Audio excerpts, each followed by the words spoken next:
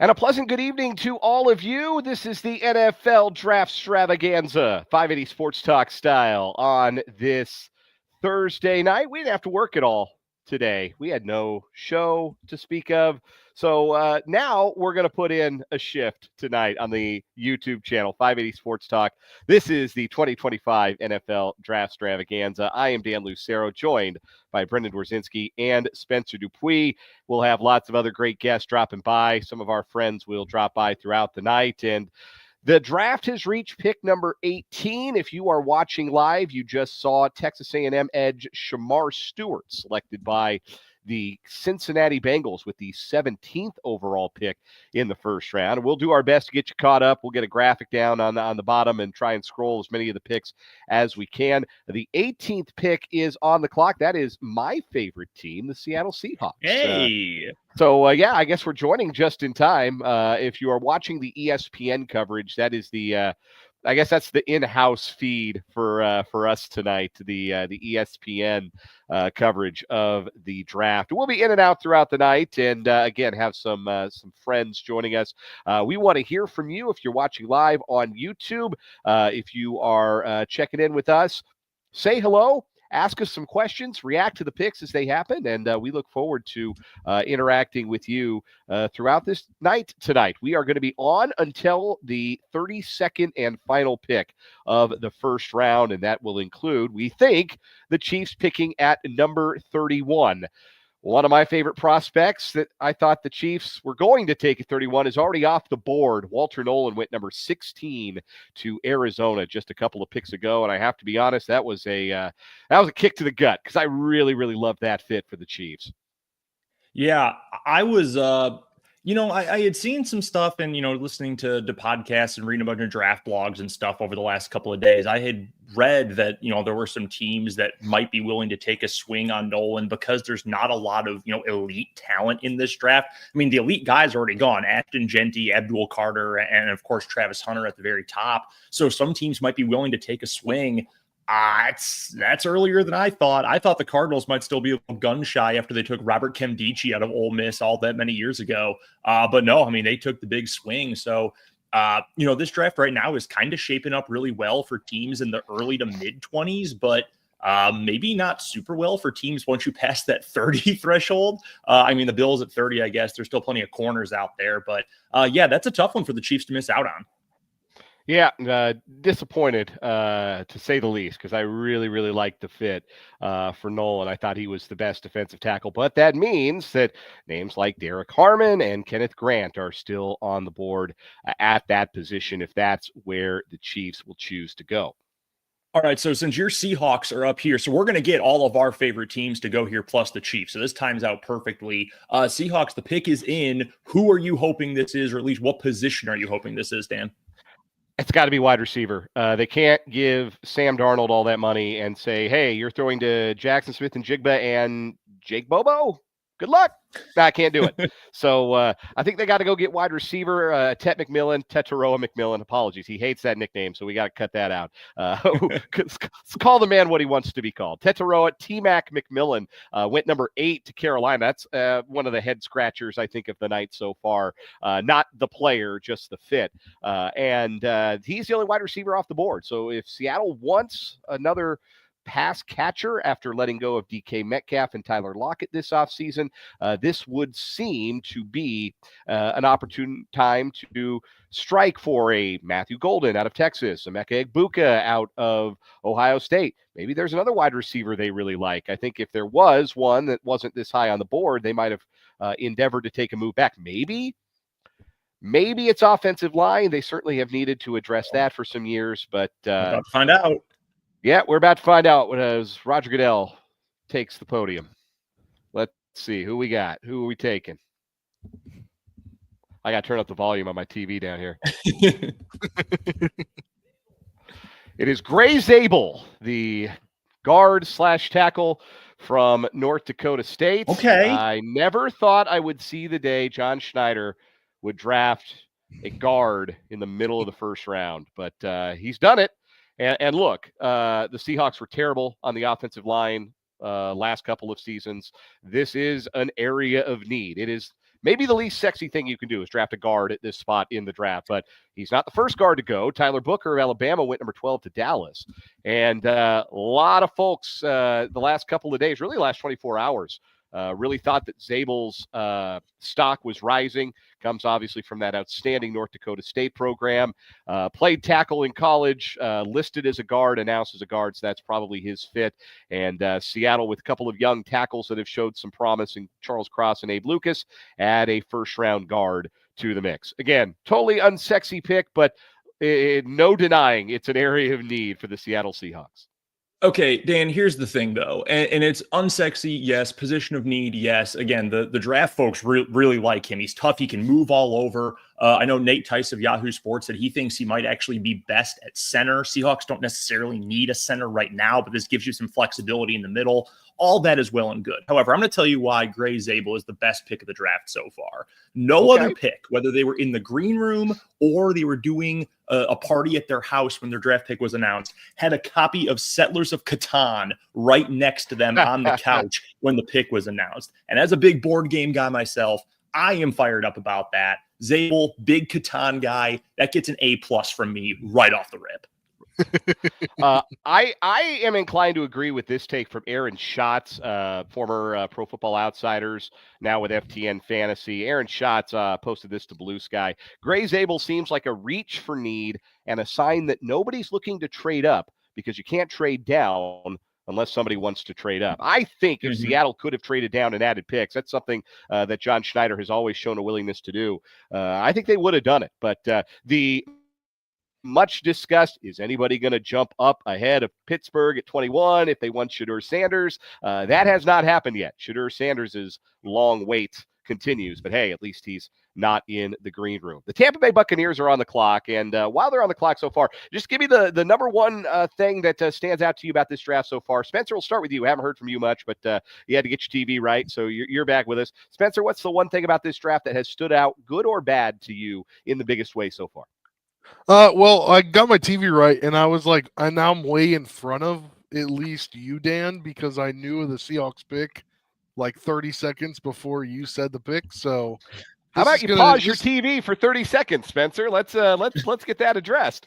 But I think it's the Browns deciding that they didn't want the third pick, or excuse me, that pick that they had, and trading back and moving back and having somebody else take a once-in-a-generation guy in Travis Hunter. I think that's the biggest thing to me about this draft, is that a team that could use a guy that plays all around, they trade out of it. They get some more picks later on, but a once-in-a-lifetime guy, you're the Browns, you trade away from it. Yeah, you can certainly defend the thought process, I think, for the Browns, Brendan, that they need picks, they need players, they need cheap labor, because they do it every year. Deshaun Watson so much money not to play quarterback. But I don't know, man. Travis Hunter sitting there, generational player, and to decide you'd rather have more picks than that guy, I don't know. That's a really tough sell. And Jacksonville's a fascinating fit for him too, because what do they like him as? I don't know, and I'm not sure Hunter does either, because he never interviewed with the Jaguars after the process. Yeah, which is just so Jaguars, isn't it? Like, all of this is just so Jags, shoot first, ask questions later. I would generously consider this a win-win for both sides, because Cleveland does need cheap talent. Now, granted, you are going to get 2 starting caliber players if you take Travis Hunter, so you miss out there, but they needed to address the trenches. They needed to get somebody up front who can run with Myles Garrett, because they've lost a bunch of pieces. They've gotten older, both offensive line and defensive line. They draft Mason Graham 5th overall. I like that pick. They add future picks as well, first rounder next year, some depth later in this draft as well. So I get it. I understand it from their perspective, but I like it for Jacksonville as well.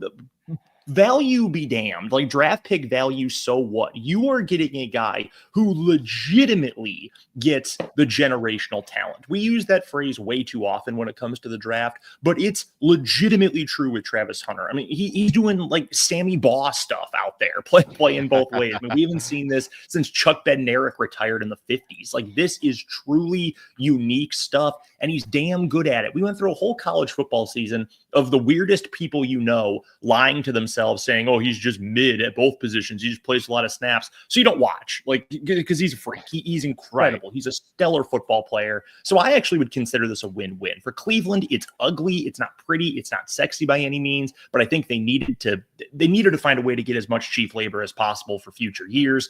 And the Jags get the best player in the draft. Like, I'm willing to call that a win-win. So that was certainly the storyline early on. How about you, Spencer? What's the pick or the storyline so far that has stood out to you? I mean, that was my storyline, right? Oh, I think I said Brendan. Maybe I was misspoke. But go ahead, Brendan. What was yours? Yeah, I mean, that one is right up there at the top. I think Tetairoa McMillan going 8th overall to Carolina is very interesting. I don't necessarily dislike it. Like, hey, Bryce Young at the end of last season was playing really well. He hit his stride. He really looked like, hey, that's a legit starting NFL quarterback right now. So let's go and get the best pass catcher, non-Travis Hunter division, in this draft this year and go help him out. He's a jump ball guy. Bryce can do that stuff he's good at, moving around in the pocket, scrambling outside, chuck it up, and T-Mac is going to go up and get it. So I like that idea for the for Carolina. The surprise of that was they need defensive help so badly. Like, they need desperately to get players along the defensive line and in the linebacker core. They've got to figure out what they're going to do with their pass rush. So I don't dislike the pick by any means, but Carolina better be drafting defense the whole rest of this draft because they are so thin up front defensively. And I'm surprised they didn't go with Mike Green or Jalen Walker or one of those guys. The Tampa Bay Buccaneers have just made their pick. It is Emeka Egbuka, the wide receiver from Ohio State, off the board to Tampa Bay with the number 19 pick, and an heir apparent for the two standout wide receivers that have seemingly been there forever there in Tampa Bay with Chris Godwin and, of course, Mike Evans.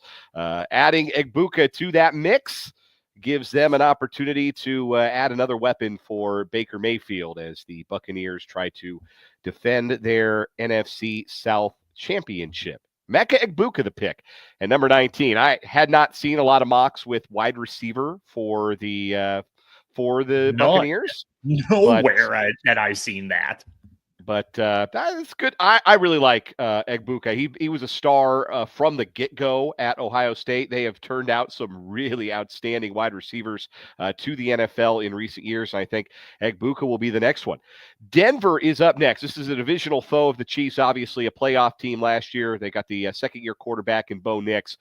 They are at 20. There was a lot of noise about them wanting to move up, maybe being interested in moving up for Ashton Genty. That didn't happen. Obviously, he went to the Raiders at number 6 overall. We'll talk about that in a little bit. But Denver at 20 here. Running back is certainly a need. Wide receiver is certainly a need. I think defensive back could be a need as well. They have Patrick Surtain, the reigning defensive player of the year, but not a whole lot else going on in the defensive backfield for them. Linebacker has long been a position that they struggle to find playmakers. So a lot of different ways that Denver could go here. I think, the mock draft pick that I had gone with among a lot of other people, it's a pretty common pick, is Marion Hampton, the running back from North Carolina. Sean Payton likes to have a standout running back. There's no Ashton Genty. He went 6th to Vegas. By the way, I love that freaking pick. I love that for Vegas. Such a Pete Carroll pick. It's such a Pete Carroll pick. Well, such a Pete Carroll pick and such a Chip Kelly pick. Don't forget he's their offensive coordinator. I saw someone post on Blue Sky. Yeah, the guy who, in free agency, brought in Ryan Matthews and DeMarco Murray to Philadelphia. Yeah, he's going to want a running back like that. No duh. So anyway, best running back remaining available in the draft, Marion Hampton from North Carolina, kind of the consensus number 2 guy. I think that makes a lot of sense. Had one of the tight ends fallen, I think that would have made some sense here as well. Either Loveland or Warren. They obviously didn't. They're still on the clock. They haven't made the pick yet. This is one of the longest times on the clock for anyone so far. I would not be shocked if they're trying to back up off of this pick because I think they could go a few spots back and still probably get Hampton or a decent linebacker player, maybe Jahad Campbell from Alabama. So I would not be surprised if Denver is trying to take calls up until they need to make the pick here.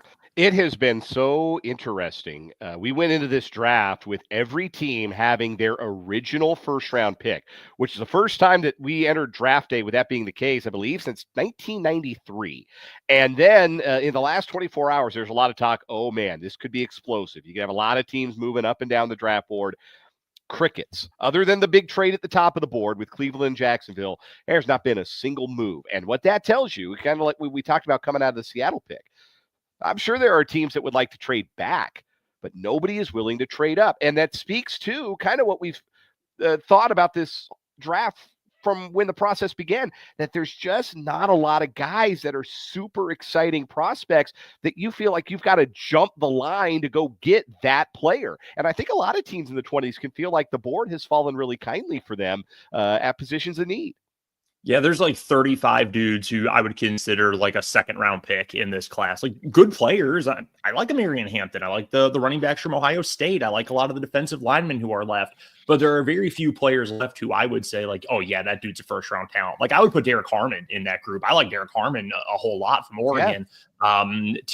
Connerly, the offensive lineman from Oregon as well, the offensive tackle. I think he's a first round caliber guy. Josh Simmons, if you're not too scared about the knee injury. But outside of that, I mean, you're just looking at a lot of guys who are like good, but maybe not sensational blue chip kinds of talent. So at this point, I think all these teams are probably going to try to trade back like 20 here. Denver, they're still on the clock. They still haven't officially made the pick all the way back through, the Chiefs at 30, something like that. So I would not be surprised by anyone trying to get out of their pick right now. You think maybe a team like I'm trying to think a team wanting maybe Shador, thinking they can come up and get Shador before the Steelers, but I guess not.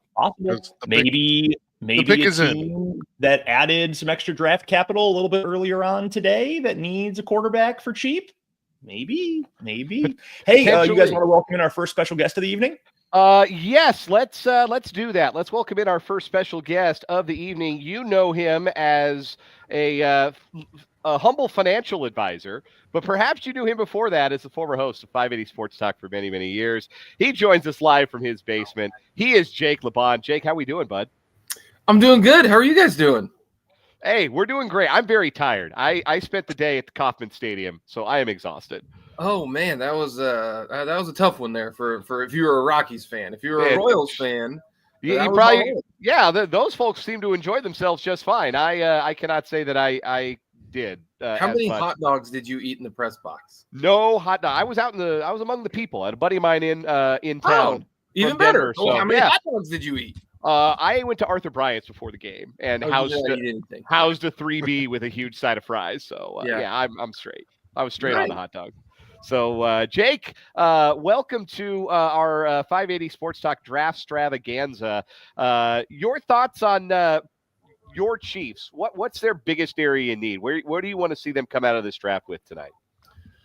The best player that they can get, because I think they could help their team out in a lot of different spots. I think you could find a left tackle. You could find a guard. I think you can find a defensive tackle. I think you can find a defensive end. I just think whatever the best player is that they can get. Heck, if Luther Burden is there, I'm okay with that. Yes. I think it's to be honest with you, just they have a few spots they could get help. So I think they could go a lot of different ways. It's whatever that they can do. And I think if there is somebody available at pick 27 that they really like, I think then you use your other third round pick and you move up and you get the guy that you want. Like, this is a pretty wide open situation for the Kansas City Chiefs. I think if you believe in Suamataia and the new cat that they got at left tackle, then you're good on the offense. Yeah. Then, you look at, okay, do we need to get another edge rusher? Well, are you sold on Charles Omenihu? If you are, well, then you got Omenihu, you got Karlaftis, you got Chris Jones, and then, add somebody else. So I think they could go a lot of different ways. So is there any go ahead. Sorry to cut you off, man. I was going to ask you, Jake, is there anything that would really piss you off? Like, oh my God, I can't okay, don't say quarterback. Obviously they're not going to go take Shedeur Sanders or anything, but is there anything within the realm of possibility that you really would hate here? I'd be a little surprised if they went corner. Just because I think adding the LSU kid, Fulton. Christian Fulton. Yep. Yeah. I think adding Fulton helps your cornerback spot. I think they're okay at safety. If somebody like Travion Henderson is there at 31 and they went there, I'm okay with that because I think he's an absolute stud. So, I mean, would I rather them not take a running back and get somebody maybe in the third round that I think they could do? Yeah. But, depending upon how the running back is, we've seen how a running back can help out. And they have no juice. Like, the only juice that the Chiefs have is, a healthy Worthy, a healthy Rashee Rice. That's the only juice they got. Pac runs hard, but he's not. He doesn't have the juice. So if you can find somebody who can, bring the juice, I'm okay at running back. Like, that's why this is such I wonder what the heck they're going to do. Like, I wouldn't take a middle linebacker. How about that? I'll be upset if they take a middle linebacker. Fair enough. I'd be surprised if they take a safety, but with the way Spags does it, I think that there's a lot of different ways, and I think they're in a good spot. I really do. And wherever they go, they're going to add a lot of depth. If they get an O lineman, then I feel real good about the O line. If they add a defensive tackle, hey, that's great. Put them right next to Chris Jones. That's good. D end. All right, now we got 3 defensive ends, and maybe Enudike Uzama can play better. You add a wide receiver. If you get if Burden is there. And there's no way he is. I don't know why. I think that's all smokescreen. I think he's going to go before then. But if he's not, I would 100% draft him. You got Burden as a rookie. Rice is on his 3rd year. Worthy on his 2nd year. And you still have Hollywood Brown. My goodness, that's 4 dudes. You want to throw the ball deep? There you go. So I could be talked into a lot of different things. The Denver Broncos pick is in. It is Jahdae Barron, the cornerback from Texas. I just said a moment ago that Denver was in need of some cornerback depth to help Patrick Surtain, the second, the reigning defensive player of the year. I just got a text from my closest friend who's a Broncos fan, and the text was 3 words long, and the first 2, and all of these words were in caps. The first 2 words were "what the," and the third word, well, we're not on the radio, and I could say it, but I'd rather not. Just use your imagination. Started with an F. So he didn't like it very much. I actually kind of like it for Denver. I think you can never have too much quality depth in the secondary, and Barron, I think, might have been best player available at corner, so you had a running mate for a defensive player of the year on the outside at corner, and gives you an opportunity to be even better against the passing games of the AFC. Dan Spencer, we were talking about this on the show earlier this week when it came to Ashton Genty. Like, okay, he's one of the 3 best players in the class. You can skip him with a top 10 pick, but then you're just willingly saying, okay, we care about value more than good players, and we're just going to take a worse player. I think Jahdae Barron's one of the top 20 players in this draft. And if you're talking about, hey, there aren't a lot of legit, no doubt first-round grade players, well, then go get this guy. I know some teams, based on what I have read and heard, think that he's a slot-only guy. And if that's the case, okay, you know what's really important? Being able to guard the slot. You know how I know? The Chiefs put their best cornerback in that position. They put the all-pro Trent McDuffie in that position. So, no, I would be cool with that pick, personally, if I was Denver. Not the sexiest pick, but I think it's a good enough one. Jake, in your retirement, how much college football would you say you watch these days? In your retirement from the take game, how much college football do you say you watch? I watched I'll be Jake, but I'll also be Frank. I didn't watch hardly any college basketball. Yet I won every college basketball pool I entered this year. I think the March Madness, I won my family pool. I won my in-laws pool. I won my friend pool. I won an office pool. It turns out if you don't watch as much college basketball, maybe you're better at picking the March Madness. I've got all 4 teams. I picked the entire Final Four right. All 4 Final Four teams. That stinks. I would have liked Derek Harmon if they could have drafted Derek Harmon, but he wasn't going to last this long. I mean, that's a very Pittsburgh Steeler pick. I mean, seriously.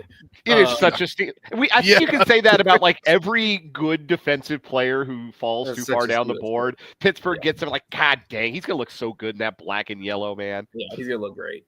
He is a monster. So that helps out. College-wise, I still watched a bunch of college football this year just because it's my favorite sport. while also still inviting on how much fun tailgating is. That's fantastic. Missed out on that my entire life. I'm playing catch up, by the way. Sure. Yeah, we don't get to we don't get to hang out at the tailgates. No, you don't. Straight up to the press box, and like, look, the food's every bit as good, but the drink selection leaves a little to be desired. Yeah. No, it's a lot of fun being a fan. I'm not gonna lie to you. But I did watch a little bit of it. I'll tell you this: I don't care. I think the trade for Travis Hunter, I'm totally on board with it. And here's the reason why: go get the best players available. Like, go get the best players available. You draft number 2 to get a guy who's going to play on your team for the next 10 years. If that costs you a first-round pick, so be it. Plus, I think he's awesome. He should have won the Heisman Trophy unanimous. I think people, and I'm sorry if one of you voted for Ashton Genty on your Heisman ballot, he should have been unanimous. I agree. The guy did something that nobody is. He was literally an All-American at 2 different spots. And people are like, well, Ashton Genty runs it really good. That's ridiculous. I think you're ridiculous. And I'm sorry if you have a take that you would have voted for Ashton Genty. Well, that's maybe a little harsh on Ashton Genty. He's also really good. Really good player, but Hunter is incredible. I would have taken Hunter. I got no problem with it. There were people on social media when I saw that, they're like, oh my gosh, even if the Jaguars win the Super Bowl, they still didn't win this trade. I was like, what are we even talking about now? Like that's where we're all about evaluating the trade. Like, we don't know if any of these are going to be any good until the end of the first year. Like, this might be in hindsight, they're in a get it right business. Maybe this didn't work out and Hunter is a bust. And so it was wrong. But what if Hunter is rookie of the year and caught 5 touchdowns, had 4 picks, and was incredible? Was it a bad trade then? No, it wasn't. Like, I think draft grades is dumber than mock drafts because you have no idea. You have no Agreed. clue. I think the Hunter pick is fantastic. I think that's really, really smart. I have no problem trading up. Besides, the Browns are going to screw it up anyways. Let's be real. Like, they're not going to do it correct anyway. So everybody's like, look at all these draft picks you got. Great. They're probably going to take crap people like they always do. So I'm okay with it. Now, if this were somebody maybe a little differently who drafted really well, I'd be like, that might not be a smart move. But they're Cleveland, so they'll forever be Cleveland until something changes. Yeah, maybe it's a good thing that he didn't end up in that the coolest player in the draft ended up in Cleveland, where they'd ruin him inevitably. Yeah. But no, I watched I watched a lot of K-State franchise, the Jaguars. Hey, you do have to say his smile when he was running down that tunnel was more of a smile you would get from a guy that is going somewhere else besides Cleveland. That is that's true. Well, he's from Florida originally. He'll be close to his dad, who still lives there. So I'm sure he was fired up about that. What were you going to say, Jake? I watched a lot of K-State. I thought that was a lot of fun. KU had a valiant effort. That was a lot of fun to watch them at the end of the year, even though they crapped the bed the last game of the year. But watching. I thought the college football playoff was fun. Sure. I think it's wild what's going on right now in the NIL space and the transfer space. But we could have avoided all of this if they would have just actually did what was common sense about 5 years ago. So I don't really have a problem with all what goes on because I've got a 5-year-old, right? If he throws a temper tantrum, you get punished. Well, the NCAA and Mark Emmert and everybody, they're getting punished right now because they acted like a 5-year-old. So I'm okay with what it is. All right, real quick here, Jake, before we, because we've got to get, we've got some other friends who are joining us tonight. Chargers on the clock right now. What would be your, as a Chiefs fan, worst case scenario for the Chargers? Who do you not want to see them take here? Well, I'm like you guys. I think all the really elite guys are gone. Like, I think this is, and that's where people are like, you should trade back because the difference from pick 25 to 45, is not that different, and that's where like the trade back aspect of it would be, there's not going to be a Trent McDuffie here at 23. I just don't see that happening. So anybody who rushes the passer, but all the good pass rushers, like the really good ones, are already gone. Yeah. Like if Walker would have fell into to the Chargers, I'd have been upset with. But like I'm not scared of Matthew Golden as a wide receiver. They're not going to take an O lineman. I mean, they got their 2 tackles already taken care of. So I think the Chargers. I'm just glad that I'm glad the Broncos didn't take an offensive weapon, because I do think the Chiefs' offense is going to be fine going forward.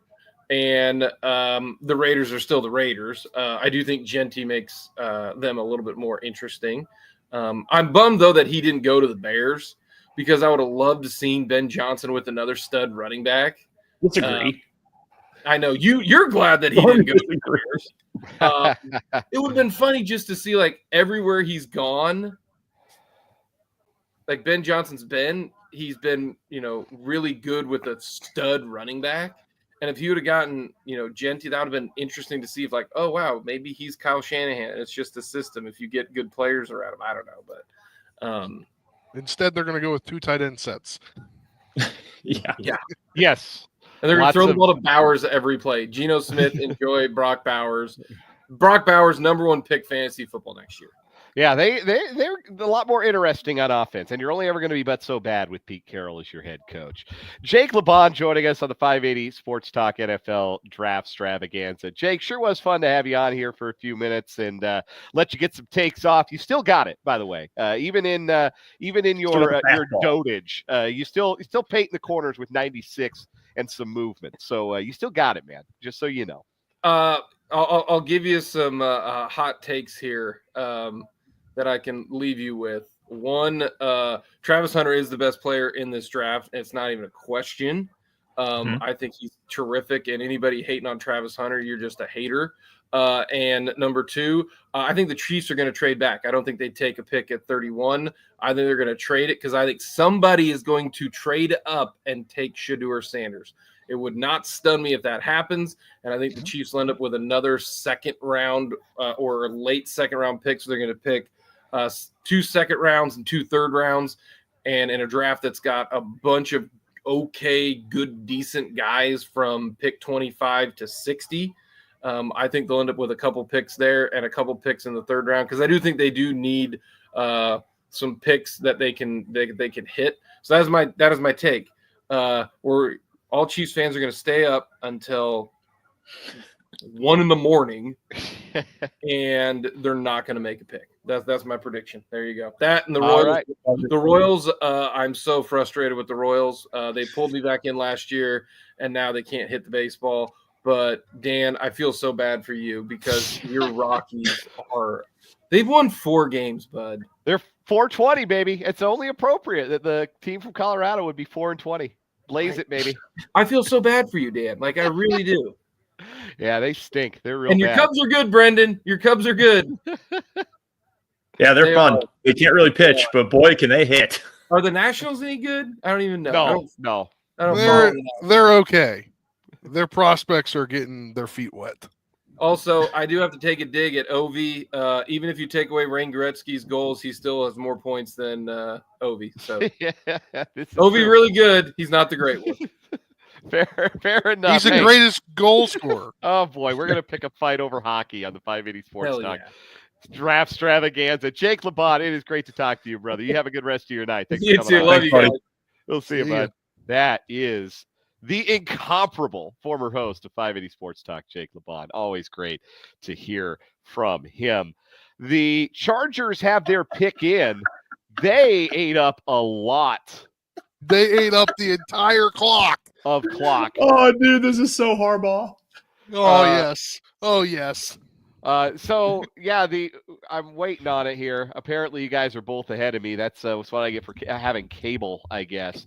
But the selection is in for the Los Angeles Chargers, and the pick is Omarion Hampton, running back out of North Carolina. Yeah, Jim Harbaugh taking a running back in the first round and Pete Carroll taking a running back in the first round. Super on brand.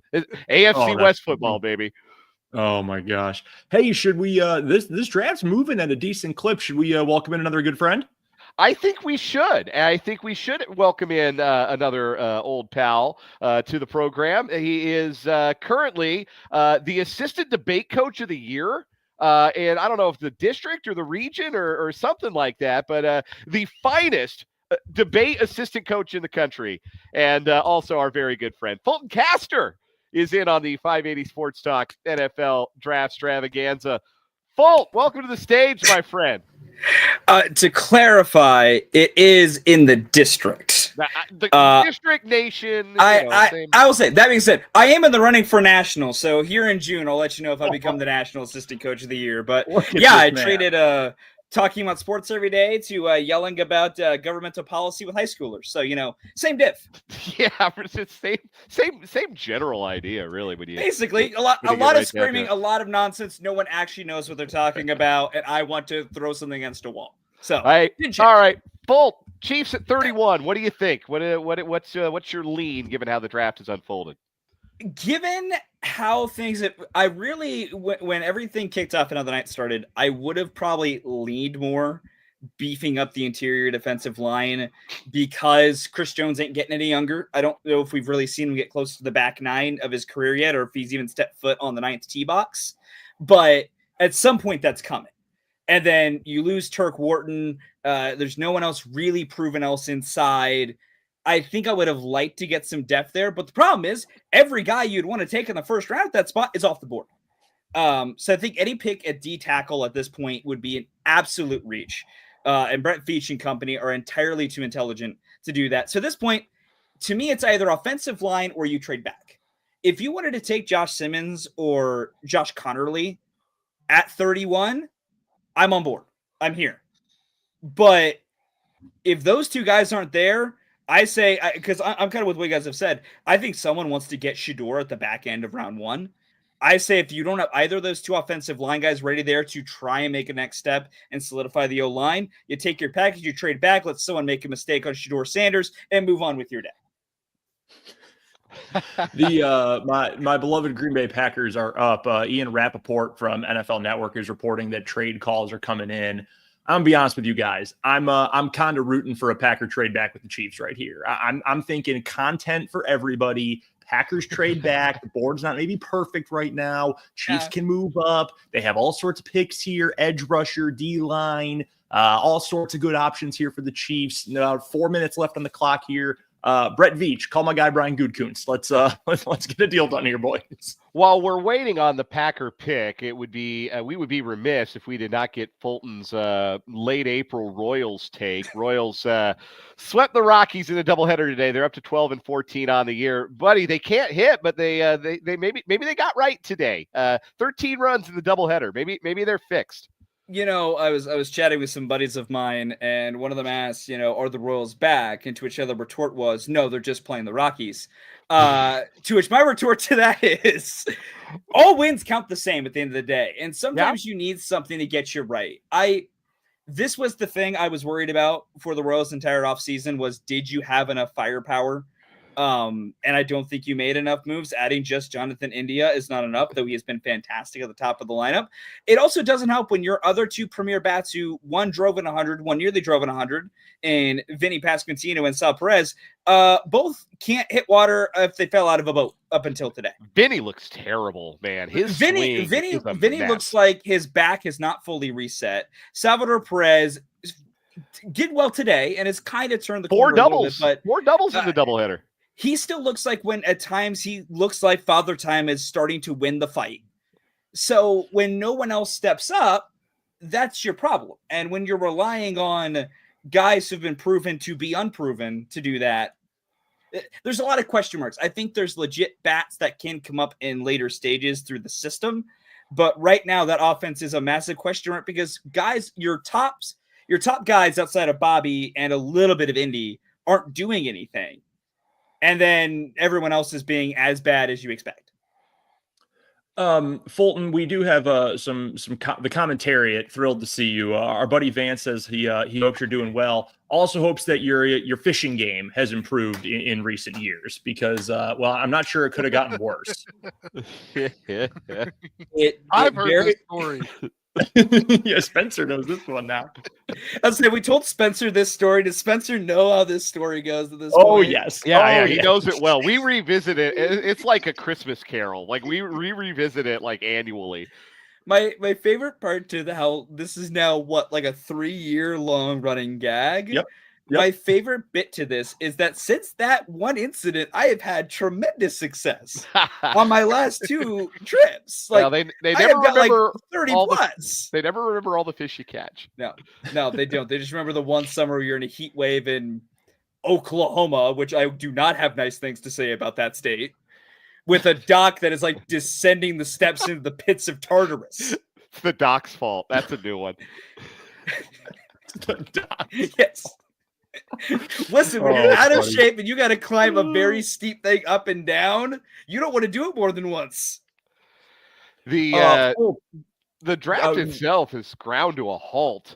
Both the Chargers and now Green Bay milking all of their 10 minutes on the clock. So if it feels like we're talking about other things, we are, because it is ground to a halt in the 2025 NFL draft. All right, Brendan, if the pick is in, what are you hoping to see from your pack? Man, I'm open to pretty much anything. I would prefer something along the defensive line here. There's a couple different pieces out there that I'd be interested in. The Packers known to address either defensive or offensive line regularly. There's a lot of smoke around cornerback Maxwell Hairston from Kentucky as well, who ran 4.22, I believe it was, at the combine. Dude is fat. Maybe it was 4.29. Either way, it was in the 4.2s. Dude is fast. Packers love dudes who test really well. I was very worried this was going to be Shamar Stewart from A&M, who I really, really did not want. But he went to Cincinnati all the way back with pick 17. So I'm going into this pretty open-minded. There's also Matthew Golden from Texas, Luther Burden from Missouri. I don't think the Packers are taking a wide receiver, but hey, maybe they will, and will surprise me to a degree that I'm very rarely surprised to. For what it's worth, I think Luther Burden is awesome, and I would love him in Green Bay. But I'm not exactly banking on that happening here. He's the only good thing to come out of the state of Missouri. Well, we're going to talk to a good Missouri Tiger friend of ours coming up here in a few minutes, and it's hard for me to say good things about Armand Membu earlier off the air before the show started from Missouri. I was telling a buddy that he's a really good prospect. Hard to say all these good things about Luther Burden, but yeah, it's painful. My guy Mark Murphy is going to make this pick, the retiring president of the Green Bay Packers. I've said this before, and it is the truth. The Green Bay Packers Incorporated requires you to retire at 70 years old. It's literally more efficient and like better run than the United States government. I had some takes on the government age limits to fire off in there if you were going to make that connection. So thank you for putting it out there. Put that on a tee for you before we get shut down here. Turn it into an extemp speech one of these days. Yeah, if anyone was prepared for it, Fulton, it would be you. You got 7 minutes. You got 7 minutes. Lay it out for us. Oh my gosh! Fulton, did we get your opinion, your preferred outcome for pick number 31? Offensive line or trade back. That's really just where I'm at for it. Is that with the way the board's fall?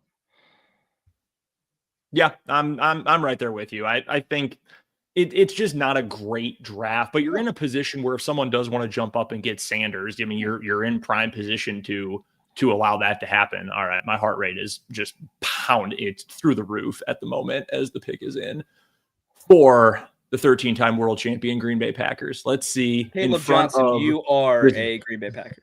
Beautiful cheesehead crowd. Yes, everybody wave to Mark Murphy. Yes, thank you, Mark. Thank you for your years of service. Let's get to the damn pick. Don't you know that my mental health is riding on this? Come on. It's unbelievably selfish, to be completely honest with you. So let's find out. Still awaiting. You give it a whole speech, man. He's vamping. Buddy, we have a rap time to get to. Here we go. Showbiz. No way. It's a wide receiver. Tell the people, Brendan, who is it? I can't believe I'm going to do it. Hook him. Matthew Did that Golden. feel gross? Did that feel gross? Oh, did it. Green and golden? Remember, Matthew horns down. They always go Golden. down. Spencer, yes. Holy cow. All right. I like that. He likes it, Brendan. You feel good? Need receiver help. I don't know that he was my favorite player available, but what the hell? Let's have some fun. God, looks like Woodstock, man. Looks like they just introduced, like, I don't know, the war on drugs. Or Hold on, Dan. I don't think that was introduced at Woodstock. It's actually like the worst place to introduce it at. yeah, that's true. I mix my metaphors. Coachella might have been a better reference there, or Lollapalooza. War on drugs, a little bit more Lollapalooza, maybe. I don't know. Yeah, I'd say so. Hey, Aaron Rodgers is dying right now Yeah. because they finally went and picked the receiver. Speaking of the narcissistic guy with a graying beard, when do we think he's going to announce his team here during the first round? I have to imagine he's going to go on a retreat here soon. I mean, we're just getting to the start of May. You know, weather's getting better. I have to imagine a darkness retreat is coming. Aaron Rodgers is in a do the Mad Lib. Aaron Rodgers is in a dwelling in third world country, smoking Schedule 1 narcotic. I mean, Aaron Rodgers in a shack in Sierra Leone smoking methamphetamine. Patrick Mahomes out here winning Super Bowls. My quarterback is sitting in the dark smoking crack. That is still one of the funniest tweets in history. I think about it all the time. It's great. It's a real good one. My quarterback smoking crack. Smoking crack. Crack was in all caps. Oh my gosh. Oh, it was so good. Right, and they shot off fireworks, man. Matthew Golden will never get a reception like this again. Matthew Golden might not get a reception for the first 5 weeks. I don't think there was a single student athlete at Washburn University who was born the last time the Packers took a wide receiver in the first round. These kids don't know Javon Walker these days. I mean, they know a Javon Walker. Man, that was a show, man. They put on a whole show. Is he giving a speech? He's giving a speech. What is this? Okay, listen. Packers have got to know that things have got to move here. I mean, the Vikings pick's been in for like 3 minutes, so I have to mention this point. This is just a troll job to Minnesota. Maybe it is. And Minnesota needs a little extra time. They're the team that forgot to hand their card in that one year and had to get. That is true. That is an accurate. It's good. It's a good story. What? Oh my God. I wish I could hear this. I got to take my headphone off. I mean, he's got. It's like I have to know what this speech is. I'm loving this dude, man. I take back everything I said about Matthew Golden being a 40-yard dash merchant during the draft process. I take it all back. Listen, the last time someone took an alleged 40-yard dash merchant from Texas, it went very well. So, that's true. History is on your side, sir. Fulton, this is why we're buddies. This is why we're Fulton. You're always there to support me. Always there. It's my job. It's what I'm here for. Hey, real quick before we let you go, we get to our next special guest. Give us a little preview of the AVCTL football schedule this coming year. Oh, you think I have that off the dome here? No, it should be fun. For anybody listening here at any time on check me out on the social medias. I don't give out free plugs. But feel free anytime I talk about it. I have been broadcasting Solana South and Solana Central football from time to time. So as of now, we're still doing that this year. We'll see how it goes. Love it. We're only like 100-something days from football season. Can't wait. Only 100-something days, and I should be able to last that long, but we'll see. There's a long, arduous summer ahead with a trip out to lovely Iowa in my future. So, gorgeous. All right. Well, Fulton, we appreciate you stopping by, pal. I know you've got a busy night and a busy early morning, so we thank you for stopping by. Thanks for being here, Fulton. Thrilled to see you. It's not the same talking Royals baseball without you, pal. You know what? I'd be remiss if I don't point out as we leave here, the Kyle Isbell jersey is being worn currently. And more importantly, he did have several big moments against the Rockies. So the fan club is riding high. And I do hope we're still preaching the good word of our man Kyle Isbell. 3 RBI in the list today. Yeah, he's the bunt merchant. Listen, I am a noted bunt hater, but I will take it. Fulton Caster, everyone. Thanks for stopping by, Fulton. We appreciate Hey, you. We pleasure. love you. Thanks for having me, guys. We'll see ya. That is Fulton Caster. He's the best. He stops by on the 580 Sports Talk NFL Draft-stravaganza. The Vikings pick is in. We've been waiting a while for that. The Packers certainly milked pick 23 at home, as they were within their rights to do. What do we think Vikings at 24? I think you and I, Brendan, both had them going with the safety here, Malachi Starks out of Georgia. Yeah, that was a super chalky mock draft pick. I would not be surprised. Like super athletic, not like a perfect fit at nickel, not a perfect free safety, not a perfect strong safety, just like good defensive back. That screams Brian Flores to me.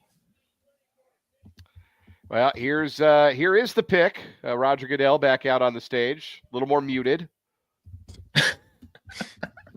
Hard to be less or more exuberant than that last one. They go interior offensive line with Ohio State's Donovan Jackson.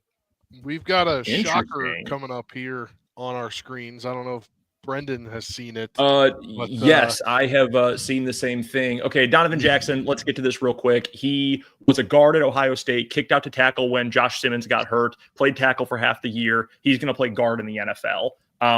The Vikings just permanently need offensive line help, so I'm not surprised there. Here's the big breaking news. Dan, I'm sure you're about to see this in just a second if you haven't already. I just saw it, yes. The New York Giants have traded back in to the first round with the Houston Texans. Houston apparently is content to wait an extra day to take their offensive lineman that they desperately need. I mean, this has to be Sanders, right? This has to be. I mean, they're on the phone, right? Like, yeah, I think it's it would make sense for it to be a quarterback here. They are quarterback needy, even with Russell Wilson and Jameis Winston on their roster.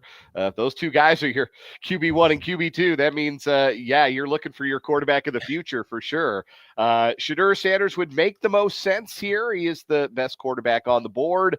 Joel Klatt can stop squealing over on NFL Network about it, and Mel Kiper can stop cop and please for Shedeur.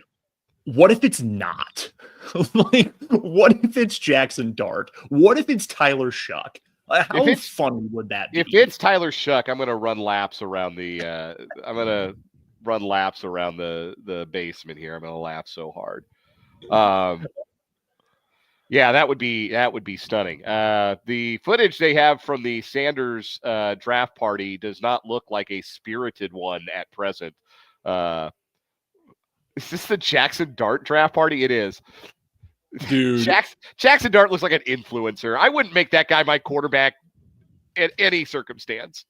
He's just the ultimate Lane Kiffin quarterback, man. Ultimate Kiffin QB. Dog, they got Matthew Golden out here taking selfies in the crowd. Hold on, Spencer, don't say anything yet. I haven't seen it. I just screwed my whole life up by going on Twitter and seeing. Yeah, don't do that. I have had to close it. I don't want to get it spoiled. James Palmer just ruined it. For you guys who are watching along, whether it's on the 580 Sports Talk YouTube or Facebook, first of all, thank you for joining us tonight. We appreciate you all being here. 9 o'clock. For all you guys hopping in, that we've been working on this for a couple weeks. Dan did a lot to get this all planned and set up. I was doing my part, Spencer his as well. So thank you guys for joining us tonight. We do have one more special guest who we got to talk to. We've got that conversation coming up for you here. Following this pick, it feels like this is going to be a we'll do it after this pick. Yeah. So we've got a very special guest. We'll tell you right now, our good buddy Matt Derrick is going to join us here in just a second. Our Chiefs insider. He'll join us tomorrow on 580 Sports Talk as well. Normal time, bottom of the 3 o'clock hour. But Matt was kind enough to give us 15 minutes of his time to talk about the Chiefs pick. Some of the players that came up obviously have been taken at this point, but we tried to keep it as Chiefs preview as possible. So once we know which quarterback the Giants are taking here, we'll get to our conversation with Matt Derrick. Matt's the best, man. He's like the nicest guy in the entire world. So we'll get to that conversation with Matt Derrick coming up here in just a few moments. And again, thank you guys for joining us, because this has been a lot of fun. How about we give a shout out to Dan as well? 2 baseball games today. Drove out to Kansas City. Had to watch Rockies baseball for 6 hours. I mean, this is a grueling day for your boy Dan, and we're very appreciative he's here hosting. To make matters worse, I am currently sailing the high seas by necessity to watch NBA basketball playoffs right now, and The Clippers are on a 26-4 run, and I would love for this to be like Windex instead of water right now. Do the Bill Self line. I was hoping that was vodka. Yeah. There it is. We got the trade info for the Giants. They've acquired Let's number hear it. 25 for the Texans, and giving the Texans number 34, number 99, and a 2026 third rounder. I mean, if you think you're getting your quarterback of the future, that's a pretty decent deal for the Giants, I think. Yeah. Yeah, I don't hate that. Only having to give up a future third, like, yeah, that's that cost is not that much to have moved up here to number 25. And of course, we're getting maximum drama here from ESPN with the commercial break ahead of the pick. The Clippers are 11-16 from 3-point. Get out of my face! You'd be kidding me. Garbage. And I got those losers that sit in that wall. They think they're in high school. They think they went to Clippers University. What a bunch of friggin' dorks. Nobody's a Clipper fan. Get out of my face. You losers. So this is now becoming tradition. I know you guys did the draft videos last year while I was unavailable, but 2 years ago when we did the live show, when the draft was in Kansas City and we were streaming, Dan was getting mad because he was trying to putt in what was the latest PGA Tour video game at the time. That's right. I was playing PGA 23 the whole time. And now he's getting mad at a basketball game. So we just need to find something to really piss Dan off during the draft every year, and we're going to get great content. Well, the good news is the Seahawks pick didn't do it. I can live with Gray's Abel. It's fine. It's not my favorite pick they've ever made, but he fills a need. Speaking of that point, Spencer, we're still waiting for the Giants pick. In case we don't get back from our conversation with Matt here before the Commanders go on the clock, based on the way this round is gone, what's your hope at 29? You are muted, but I'm sure you have a great take to share. My hope at this point, I hope they get the. I'm not muted anymore. Okay. No, you're good. Give me another corner, but I just saw earlier it was reported that Will Johnson has got a knee issue, and but I'd like Mike Green, my guy from Marshall, needed another edge rusher, another guy to come off the corner. But I think he's going to get picked by the Lions to pick before if he makes it that far. Yeah, I've seen the Lions interested in Mike Green plenty too. All right, the pick is in. We're gonna let everybody catch up here. I will let Dan be the first to react to the selection here. Okay, I mean you guys are gonna be stone faced, I guess, because I'm not looking at you guys. I'm watching Raj. Miss a three, Christ!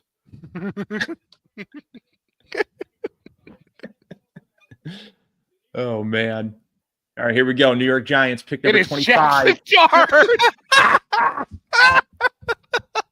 And the New York Giants have taken Jackson. I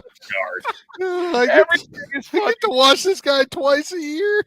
Everything is funny because not only do they take this wannabe Paul brother in the first round of the NFL draft, Shedeur Sanders is not even the second quarterback selected. That's going to be tough for the reality show I'm sure they want to make. I'm sure they already have a deal. That's crazy, man. Teams really do not want to deal with Shedeur Sanders for one reason or another. Well, because coaches know if they draft him, then they're hiring their own replacement in a year or two when Dion decides he wants to coach his boy. Yeah. It's going to happen. Jackson, never, not once, did I watch Ole Miss football and think I am watching a franchise NFL quarterback. Never, not once. This feels like Will Levis. People talked themselves into Will Jeans because he had some nice highlights in the SEC. And Jackson Dart answers the question, what if Will Levis were more careless with the football? Yeah. We've got another trade here. We'll get a reaction to it after the fact. The Falcons have traded back in. We're all looking for a point in the mock draft contest. If they came back in and got Mike Green, we're all going to get a point. I was just about to say that. I'm pretty sure that this might be what they're doing. All right, so we're going to react to that after the pick comes in because we got to get to Matt Derrick, make sure we have a full amount of time. So we'll keep updating the picks on the screen as they come in. But without further ado, let's hear from our Chiefs insider, Matt Derrick, as we get ready for the Chiefs' first-round pick tonight. The 580 Sports Talk 2025 NFL Draft-stravaganza continues, and we are now joined by our good friend. He joins us on 580 Sports Talk every single Friday at the bottom of the 3 o'clock hour. That is Matt Derrick from ChiefsDigest.com. Follow him on your favorite social media of choice at Matt Derrick. How excited are you, Matt, that it's finally here? It feels like there's so much buildup for the draft every year, and then, boy, the NFL makes sure that they get their money's worth out of 3 full days of media coverage as well. How excited are you for this year's Chiefs version of the draft? First round of the draft is like probably my favorite day of the NFL season. I mean, it's so much fun. It's a lot of camaraderie. I end up usually getting to the Chiefs facility by 3 o'clock, sometimes earlier, just because I'm so excited to get it ready. And then, you got to sit through all the hoopla and the pageantry and the red carpet. And then it's just like, let's get going. Let's start the draft. So Dan asked me a question the other day on the show, and I'm curious for you. Does this feel like it's a draft that has less buzz than recent years? Because, let's be blunt. You're an NFL fan. You've covered the league for a long time. When there are a lot of big-name quarterback prospects, the draft gets talked about and there's a lot of hype. When there's a year where we might only see one, possibly two, maybe a third, there's not nearly as much. No one's getting excited for Tyler Shuck like they were about Bo Nix and Michael Penix and J.J. McCarthy a year ago. It's just not happening. Generally speaking, does it feel like this is a draft, and especially from your Chiefs-centric perspective, that maybe has a little less hype than in other years? It's funny you mentioned that, because I've been asked that a lot this week, that if there just seems like there's maybe less buzz and excitement. And and I think the reason you kind of hit on it. I mean, not only is it just not a really super heavy quarterback class, but it's just not a star-laden group. I mean, you've got consensus is that, if you talk to NFL people, the consensus is that Travis Hunter is the best player in this group, and by far. And then it's just like there's a drop off, and then it's like, okay, Abdul Carter is probably the second best player in the draft, and then there's maybe a drop off. And even with Brett Veach talking about it last week, that that they've got maybe 5, 6, 7 fewer players, true first round grades than they had last year and have in most years. It's just not a superstar laden group. And on top of that, there weren't a lot of trades leading up to the draft, so we didn't have that buzz going on. There just wasn't a whole lot of movement or anything like that. So we'll see, as the evening unfolds, maybe there'll be more drama than we expect. But at this point, there just hasn't been any drama. Do you feel like this is a good year for the Chiefs' needs, knowing that, who knows, they're going to take a starting tackle, but you're going to need at least depth along the offensive line, more options along the offensive line, a running mate for Chris Jones on the defensive line. At some point, I think most of us assume now a running back will be taken early, late, whatever. Do you feel like this is a good year for the Chiefs to need what they need this year? I think it is, because even though, hey, the first round is probably going to be light. I mean, that's why it is. I mean, like we talked about, this isn't a superstar laden group. So when you're the Chiefs and you're sitting back at 31 and who might be available, there might be more unpredictability, as far as who's going to be there. So I don't know how much really preparation that if you're Brett Veach, that you can really do, expecting, hey, so-and-so is going to be there at 31. I don't get the sense that anybody has any confidence about who's going to be there at 31. But this group, this depth in this draft, the Chiefs need what? They need offensive line help, defensive line help, cornerback, running back, wide receiver. There's depth in all of those positions further into the draft. It's a really deep edge rusher group. If you need a defensive tackle, if you want a pass rusher, you probably have to get one early.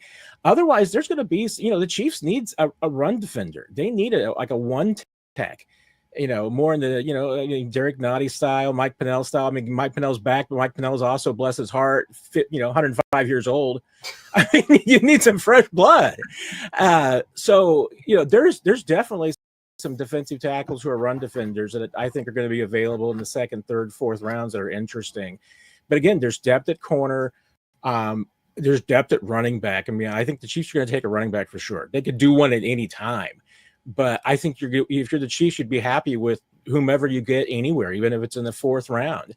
And, wide receiver the same. I mean, there's a lot of depth there. So I think they're going to be able to address all those needs with, the picks that they have in the first 4 rounds. And I think they're going to be happy with what they get.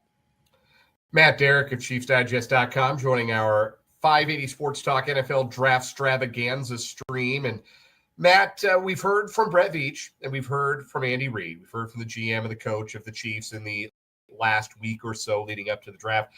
Did anything you heard from either Veach or Reid, and this is not to suggest that they're ever going to give away the game or lay it out there on a silver platter, but did you hear anything from them that made you think a certain way about what exactly the Chiefs are maybe looking for in this draft, or that may have nodded in one direction or another about what the Chiefs like or what to maybe expect from them as far as a draft strategy?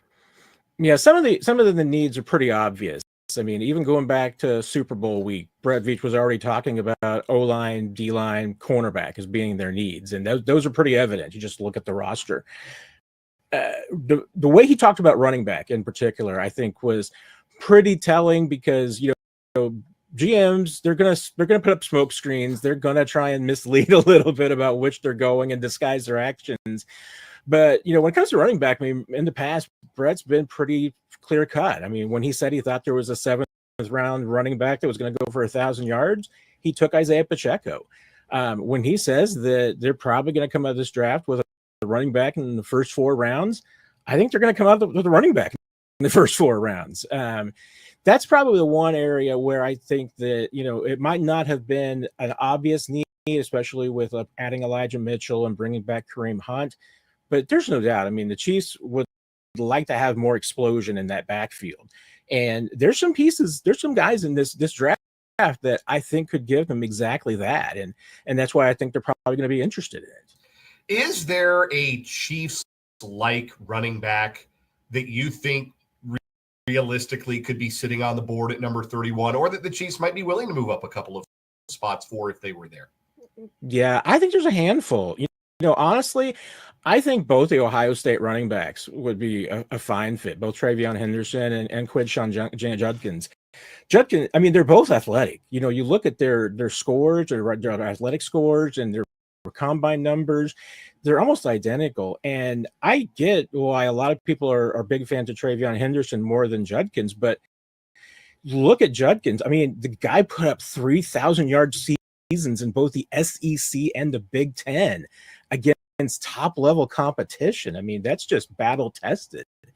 So I think both those guys. But I think there's other players, Brashard Smith from SMU might be my most biggest comp to a Kareem Hunt, a guy that is going to go later in the draft, but just has incredible contact balance, incredible explosion. There's a few guys like that later on, but of that group, Brashard Smith is my favorite. Of the 3 defensive tackles who have at various times been projected to be available in the range where the Chiefs might select, there's Derek Harmon out of Oregon, there's Kenneth Grant out of Michigan, there's Walter Nolan out of Ole Miss. Of those 3, regardless of whether or not, let's separate out the Chiefs aspect of it. Which of those prospects do you like best? Which of those players do you like best at that position? Of those 3, I would probably say Kenneth Grant, and that's the one that I think is probably the least likely to slip to 31. I mean, if you're the Chiefs, you might get a scenario where maybe you can trade up, but that would probably be the best. With Harmon and with Nolan, you got 2 different flavors. I mean, Harmon's more of is a little bit bigger, one tech, more of that kind of guy that you really could see going with Chris Jones alongside him and being a guy that occupies a little bit more space while still being able to collapse the pocket. I mean, he's a skilled defender. Whereas Nolan is more of a true 3 tech. I mean, he would be more like your heir apparent to Chris Jones. Now that Chris is getting a little older, the guy who could fill in for him now and eventually maybe replace him, that would be your goal. It depends on what you need. And the Chiefs need both. I mean, obviously they need a guy like Harmon. I think that they need for the future a guy like Nolan. Right now, given the choice between the 2, I'd probably favor Harmon over Nolan, but it's a close call. Matt, what is, aside from the mystery and the intrigue of who the Chiefs are going to pick in a given year, your favorite part of the NFL draft as a spectator, as someone who turns it on to watch it on television as an entertainment product, or as much of an entertainment product that a glorified conference call can possibly be? What is your favorite part of the NFL draft? I felt this for a long time, even before the advent of social media and before I started covering it. I mean, like I talked about, I think, one of the best fun things I enjoy about the NFL draft is just the camaraderie. It's a lot of fun to cover the draft because you're working with your people, your colleagues pretty closely all weekend. And it gets to be a little wacky, especially on Saturday when everybody's now ready to go home. That's the worst day of the NFL draft, especially when you're covering a team that may not have a pick in the 5th and 6th rounds and you're sitting there for a couple hours waiting for something to happen. But, social media, I mean, I think it made the draft more fun, just interacting with people and having fun, whether it's making fun of the Atlanta Falcons for their picks or whatever it may be. But I remember even before that, whether it's my friends in fantasy football or on message boards back in the old days of the internet, talking about.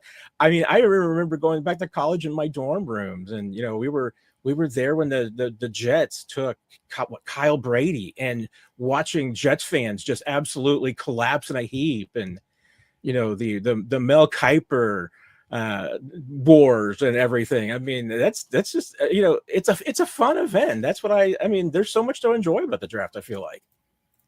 Last couple of questions we've got for our buddy Matt Derrick from ChiefsDigest.com, joining us for our 580 Sports Talk NFL Draft-stravaganza. Matt, I know you've got a lot going on. We appreciate you taking a few minutes here for us for the first round. You mentioned, sometimes you get teams that maybe don't have a ton of day 3 picks in the 5th, 6th round. Perfect segue. The Chiefs, going into the draft, do not have any picks scheduled in the 5th or 6th round. They've got one in the 4th at 133, 3 7th rounders, kind of a wonky draft group of picks overall. Going over to your mock draft at Chiefs Digest most recently, really like some of the guys you have going on day 2. One of the Ohio State tailbacks, Jacob Parrish from Kansas State. I know you're a big fan of his game as well. How active do you think Brett Veach and this front office are going to be on day 2 or day 3, or at the very least, how willing to be active and move around and move some of those 3 7th round picks do you think they'll be as the draft goes on? Yeah, I could see it being pretty active, because with those 3 7s, I mean, Brett Veach really views those 7th round picks as just kind of extensions a little bit of their undrafted free agent class. You use those picks on guys that you can't sign, that they're going to go somewhere else. Whether it's for more money or a different situation, but you really like them, so you draft them because you can't sign them as free agents. But those can be sweeteners. Can you use one of those to move up a couple of spots in the 2nd or 3rd round? Possibly. Brett's angle is always to move up. I mean, very rarely does he move back. It can happen, and it will happen, but he's usually most active in that 2nd round, and I just don't know how quiet he can be sitting there waiting from 31 to 63 when he's seeing players go off the board that he likes. And, we've seen it a lot. I mean, he has jumped up, when he's been in that spot to maybe the mid 50s, even when he's been maybe in the 50s, moves up into the late 40s. I mean, he tries to make some moves. So that's where I feel like he's probably going to be most active. If the Chiefs do anything like in round 1, it's probably an incremental move, first couple of spots. But to do that, you're probably needing to give up one of your day 2 assets. And I don't know if he necessarily wants to do that. They would love to be able to try and get more draft assets, whether it's this year or next year. So that's why trading back seems like it might be a more legitimate option than ever before. But day 2 is where Brett really feels like there's, I think, an advantage in making moves upward to go get guys that you like. And obviously they've had some successes with it. They've had some hits, had some misses. But it's that gap, that waiting between your 1st round pick and your first selection in the 2nd round. You're waiting all night for that. And I don't think it's impatience. I think it's legitimately, that he knows that you get to the end of the 3rd round or 2nd round, and you're drafting players with 3rd round grades. You're not getting a player that you think is a 2nd rounder. So if you've got a guy that you think is a legitimate 2nd round player and you're at 63, you're going to have to go get him if you want to. And he's not afraid to do that. All right, last one I've got for you. Outside of this year, just in terms of covering the draft or being a fan of the draft process in the past, what is your best hit in terms of I knew that guy was going to be a star and I was right? And what's your biggest miss? Easy for me. There's a tweet before Elon broke Twitter. There's a tweet from April of 2017 where I said Patrick Mahomes was going to be a superstar and the best QB from his draft. Obvious win there. I also thought N'Keal Harry was going to go to the Hall of Fame, and he's like packing boxes somewhere. So that was a clear miss. What would be the best and worst for you? Oh man, I probably need to go back because I know there's some doozies of worst. I probably have more of those than wins, and I choose not to remember them well. I'm like a shutdown corner. I have a short memory when I get beat. There's a handful though. I mean, I'm trying to percolate on something. I mean, I thought that Deshaun Watson was a better choice than Patrick Mahomes. So that I will forever live with that and ignominy. There's no doubt that's a blow right there. Hey, 2021, 22 might have been my best run because that year I said the Chiefs are going to take Nick Bolton. And then the next year I said the Chiefs are going to take Brian Cook. So I hit 2 picks and mid-rounders. Brian Cook needs to, he needs to have a good year this year, but I obviously been pleased with Nick Bolton. Brian Cook was definitely one of my big time crushes. So not a star yet. He's got some work to do, but I mean, I like what I've seen so far. No, those are a couple of really good ones. Matt, Derek, kind enough to join us with all the craziness at the start of the NFL draft with us here for the first round of our 580 Sports Talk NFL Draft-stravaganza. Matt, as always, man, thank you so much for the time. We'll see you on Friday for 580 Sports Talk, and enjoy this first night of the draft. Can't wait. It's going to be a fun weekend, guys. We'll talk to you on Friday. So that is Matt Derrick from ChiefsDigest.com joining us on the Draft-stravaganza tonight. Again, the absolute best. Go check out all of his draft coverage at ChiefsDigest.com, and he'll join us on 580 Sports Talk coming up on Friday at 3:35. While we were talking to Matt, this was perfect. This was absolutely perfect. Right as Matt was making fun of the Falcons for doing dumb stuff, we found out that they moved a first-round pick next year to jump back in from the second round to the first round this year. Awesome. Such perfect timing. Comedy is all about timing, right? That was perfect timing there. So the Atlanta Falcons, they jump back in. They take James Pierce Jr., the defensive lineman, the edge rusher from Tennessee. Then also at pick number 27, they traded with the Rams, by the way, to get that pick. Then with the 27th overall pick, Baltimore goes and gets Malachi Starks from Georgia. And Detroit, with the 28th pick, takes Tyleik Williams, defensive lineman from Ohio State. Spencer, perfect timing. Your boys, your Commanders are now on the clock. About 3 minutes to go on the clock here. Corbin in the YouTube comments, and thanks Corbin and everyone else who's watching along with us tonight. Who are your Commanders taking here? I'm liking Mike Green now if I'm the Commanders. I mean, you have Dorrance Armstrong on one side of the defensive end group, and you have I think it's Dietrich Wise, I think is a free agent they got. It's on the other side. So why not get a great edge rusher out of Marshall? You know, we talked earlier on 580 Sports Talk a few weeks back that there were maybe some questionable issues with him off the field. Nothing was ever legally done about it.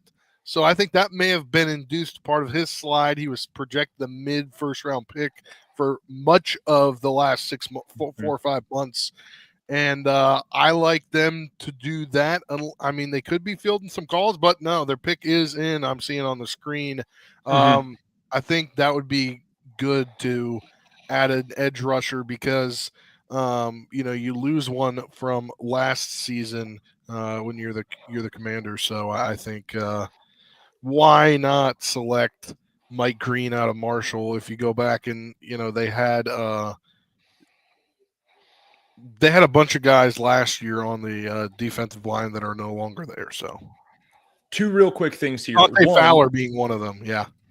One fun fact about your new look defensive line in Washington, Spencer. So Dorrance Armstrong, of course, went to Kansas, where He played alongside Dietrich Wise, his current teammate's brother, Daniel Wise, who's now, I believe, still in the UFL. Daniel played at KU. He's a really good player at defensive tackle as well. Secondly, for you, disaster scenario here. What is the, oh my God, why are we doing that pick here? The least, the option that's plausible that you would like the least? I don't know, because I would also too like a receiver. I'd like, I mean, I'd take him. I think you can never go wrong, but I think we got the pick coming in here, so I think. Well, ESPN's we'll a commercial, so. Well, we're back on my screen. How is it that we are using streaming video, Dan, and we're ahead of cable? Cable's slow, man. I'm telling you. Apparently, there's like a chant going on or something. I don't know. Is there a Go Pack Go chant? Mark Murphy, the retiring president of the Packers, when he was a player in the NFL, he played for Washington. There's yes, another he fun did. fact for you, Spencer. Yeah, he did. He could play back in his day. If there's another position I would like them to not go for, I mean, I don't really know. I mean, I think maybe it wouldn't be bad if they got if there was a linebacker talent there. There's no position I don't think they could go wrong. Obviously, picking Shedeur Sanders would go wrong, but that's about it. yeah, that wouldn't be a great pick there. Yeah, that's going to be real interesting with 3 picks left and Shedeur still on the board. Is there a QB needy team that might be looking to get back into the end of the first round? I am becoming more and more convinced Kansas City's not going to make their pick. I think they're going to move back, not a lot, but I think they're going to move back about 3 or 4 spots. One of those teams drafted near the top of the draft that didn't love the quarterbacks, but liked the quarterbacks. Maybe they get in at 31 and Kansas City ends up with like 36 or 37 coming up. Yeah, I'm right there with you, Dan. I think that's a pretty smart move at this point if they wanted to back up. Oh, Spencer found the pick. Spencer has seen the pick. We cannot see Spencer on the video. He is leaned all the way back. Yeah, you were leaning. We got. I don't understand this world right now that we live in. I don't understand. So last year they got a 3rd round guy who's going to shift in. Brandon Coleman play a little bit of tackle. Laramie Tunsil. You got Laramie Tunsil. Let us know who they picked first. They picked offensive tackle Josh Connerly Jr. out of Oregon. I don't know Josh Connerly's daddy, so he's just Josh Connerly to me. I don't know his dad. I don't know that I like this pick.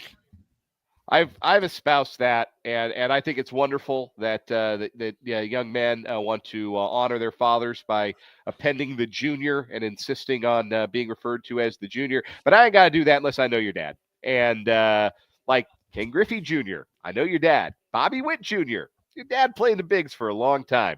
I don't know who Josh Connerly Sr. is, so you're Josh Connerly. Congratulations, Josh Connerly. You are the newest member of the Washington Commanders. Can't ever have enough offensive line depth. Ask the Chiefs. Although I am seeing as a junior, Connerly allowed just 1 sack and nearly 500 opportunities while surrendering just 9 total pressures. Yeah, I mean, he's good. He's good. Yeah, good player.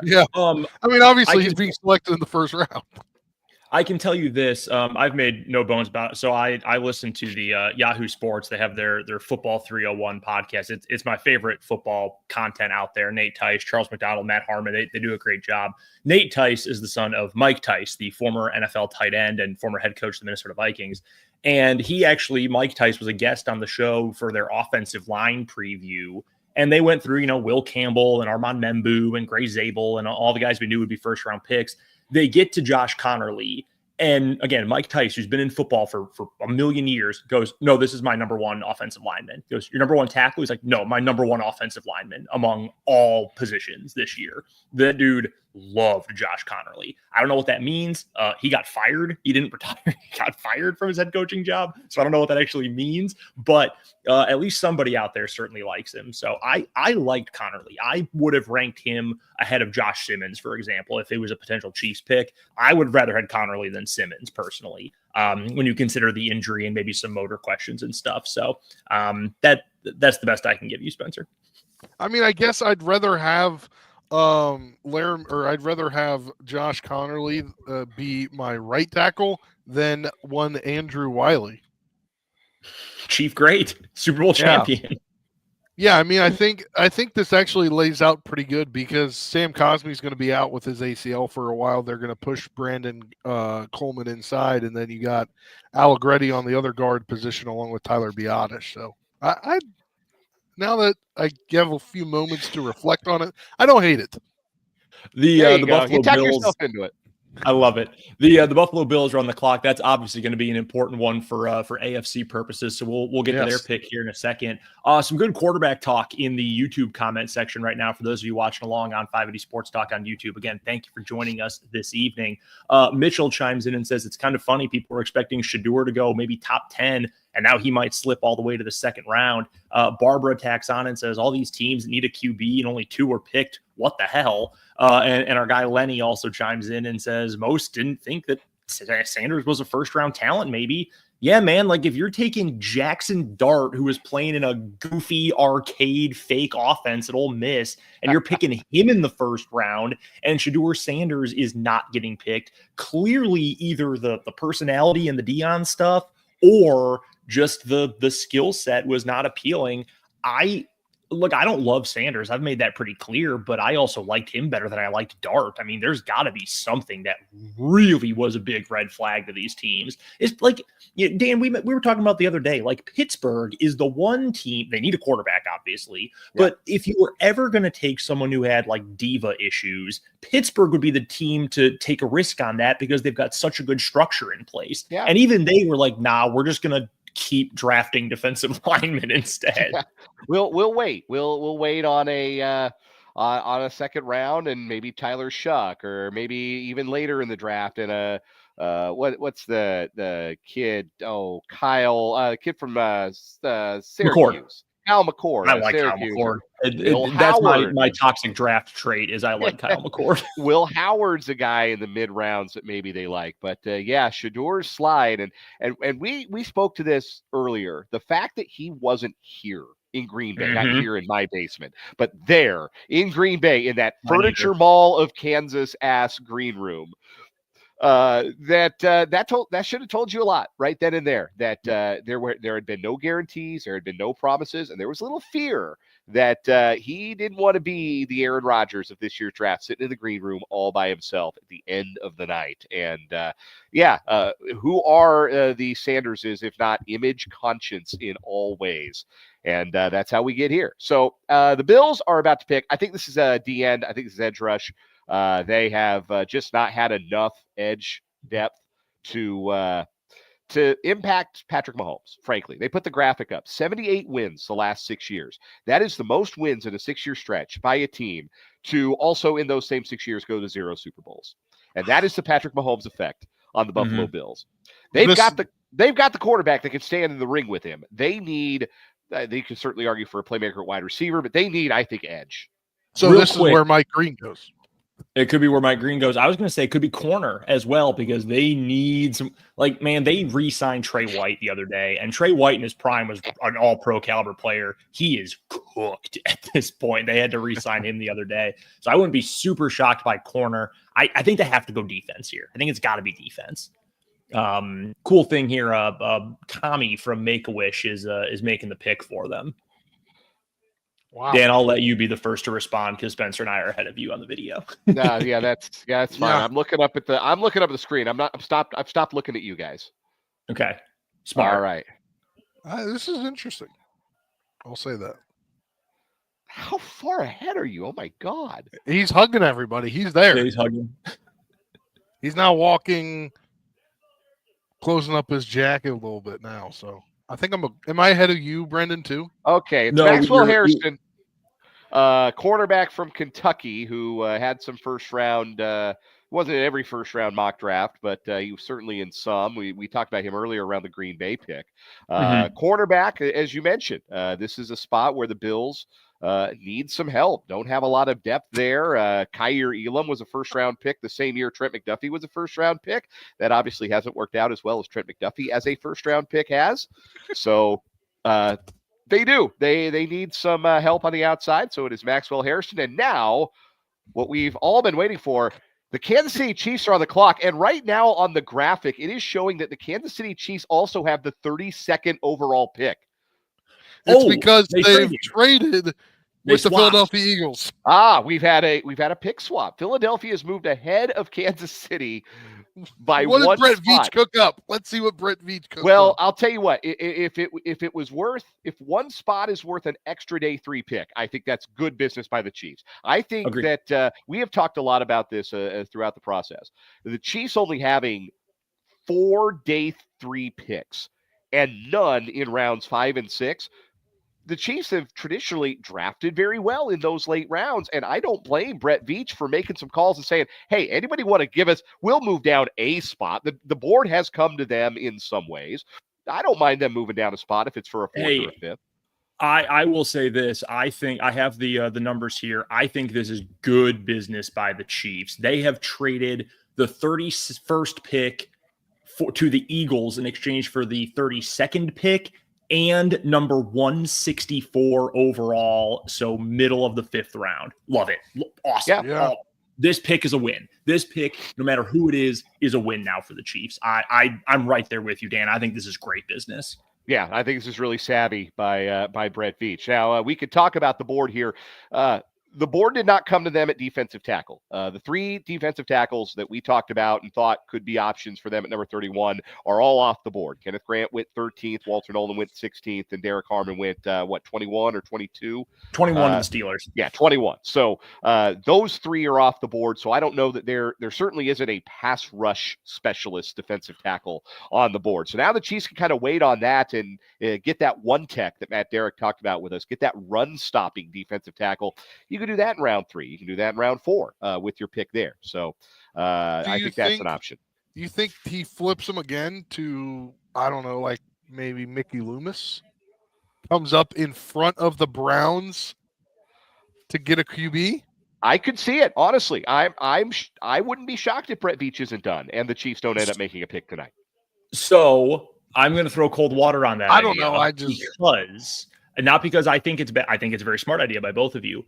A certain QB1 just tweeted out the sunglasses smiling emoji. I think the Chiefs are adding a weapon. Luther Burden. I think they have informed the Chief, their quarterback, who it is. So if you're going to get and we don't know yet because the Chiefs are on the clock. If you're going to get an offensive weapon for Patrick Mahomes, add a 5th round pick for nothing. I mean, this is great. This is A+ stuff by Brett Veach. This is tremendous. Something else I want to point out here that with Maxwell Harrison off the board and Will Johnson not, that must be a lot of concern. A lot of concern about that knee where he didn't run. He didn't run the 40 at the combine, right? He didn't test. And the medicals must be concerning because Will Johnson was a player. You know, like you looked at mock drafts going back to like during the college football season. I think he was in the top 10, like all of them, top 15. And he may not go tonight unless this is the direction the Eagles go. We had talked about the possibility that maybe they look defensive back and try to add to what is already a really strong room with their outstanding defensive coordinator, Vic Fangio. So the Eagles pick is in, and then the Chiefs will be on the clock at number 32. We mentioned defensive tackle didn't come to them, but if Patrick Mahomes has served as a spoiler alert, perhaps it is offense. Perhaps it is a weapon. Perhaps it is a left tackle in the future. Josh Simmons, much talked about, still on the board. Mm-hmm. Perhaps it is a Texas Tech Red Raider, and Mahomes is happy to see the Red Raiders shine. It could be a lot of things. Mahomes is very cryptic sometimes. He could just be happy they got an extra draft pick. Yeah, that's true. Yeah, very true. Yeah. He could be watching it like all of us. I will give you, the viewer, a quick public service announcement. The Eagles are not going to have their pick announced. We're at commercial break on ESPN and NFL Network right now, so their pick is not going to be announced for another couple minutes here. It's already on social media. So if you don't want that pick to be spoiled for you, stay off social media, stay with us. Don't read your Twitter, don't read your Blue Sky or Instagram comments, whatever. Because I imagine the Chiefs pick is probably about to be in as well, because the clock, I don't know if you guys knew this, as soon as the pick is in, the clock starts for the next team.